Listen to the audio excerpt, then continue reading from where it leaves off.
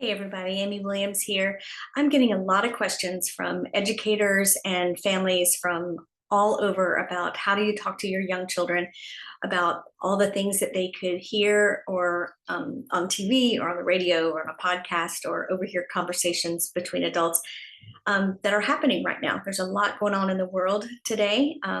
There are politics, there's scary news, and it's helpful for us to help our children have some context and have the information that they need in a way that's age appropriate to help them understand their feelings about it and understand with sensitivity what is happening.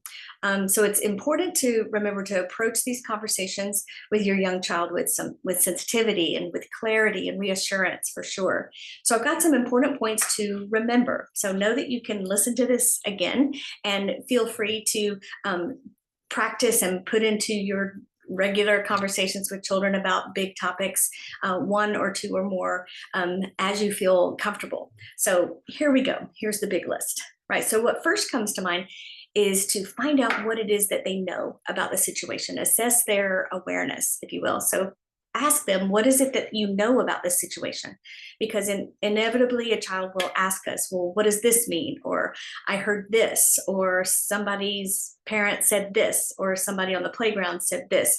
So find out, well, tell me what you know about this. That's a great place to start. How do you feel about this? Or do you have feelings that are coming up about this is also a great question to ask. It helps you gauge their understanding and be able to clear up any misconceptions or information that they have as that's not correct, right? Next, you want to use age-appropriate language. The way we talk about the upcoming election or about something that's happening in the news with a preschooler is different than the way that we would talk to an elementary student, a middle schooler, or even a high schooler.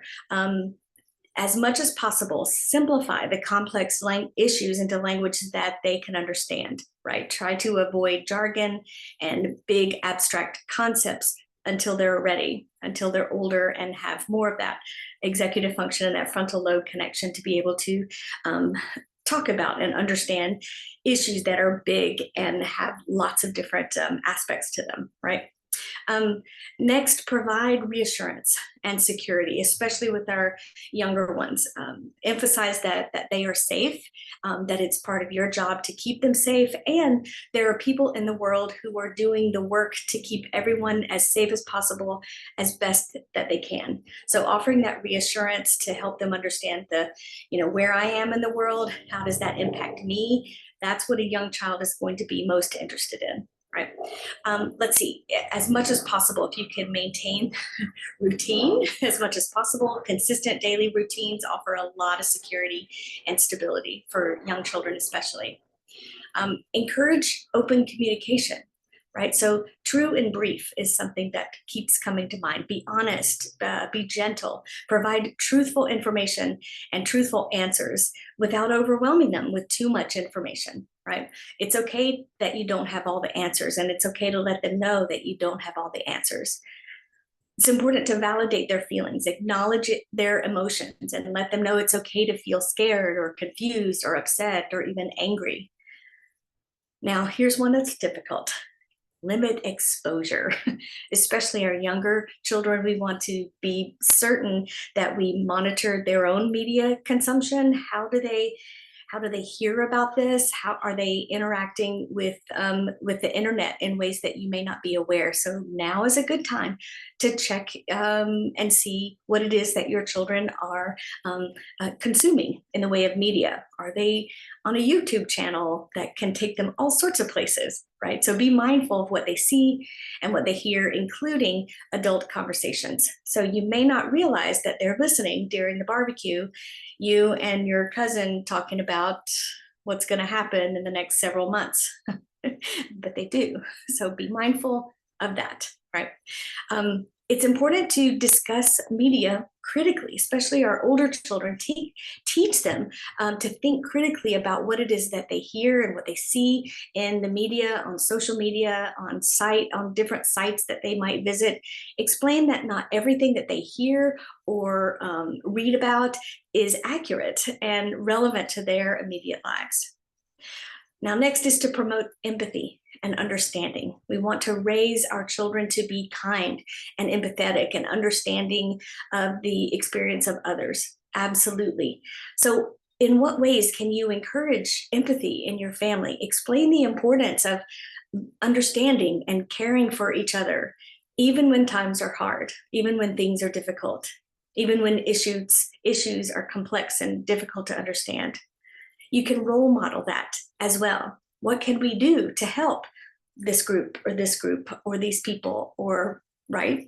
Okay, next, with older children and youth, you can provide more context about whatever issue it is that you're talking about. So give some context to the events that are happening without oversimplifying. As they get older, you can dive into topics and conversation with more complexity and have a conversation about the nuances about what is happening, right? So give context in those events, help them understand the broader picture in a way that they can grasp and they can understand, right? Next, you could foster some problem solving and positivity, right? Focus on the helpers, highlight stories of people helping other people during crises, right? This fosters a positive outlook and a sense of hope, right? Next, you can encourage positive action. What is it that you can do? Involve them in small or large acts of kindness or community contribution or community service to empower them, to let them see that they can have an impact and make a change for the positive in their world around them. Gives them a sense of control as well. And if you recognize signs of distress or something that seems bigger and in your gut you're feeling like, I'm not sure what to do, reach out to somebody who can help, right? Be attentive to those signs of anxiety, sleep disturbances, or other behavioral changes, and seek professional help if necessary.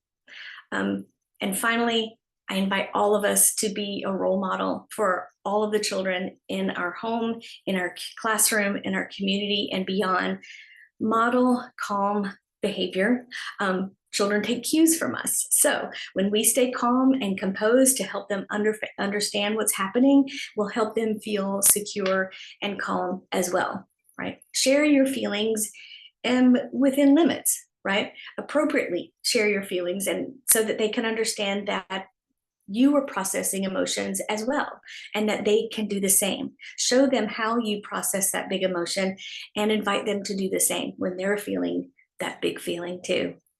And lastly, repeat as necessary, right? There will almost always be something that's happening in the world that we want to have a conversation with our children about. So let's have those conversations often and early. So you got this. If there's anything that I could do to help you with, happy to do that. Just give me a call, reach out to me on my website, amywilliamsacademy.com, and contact me and we'll set up a time to talk. You're not alone. We got this.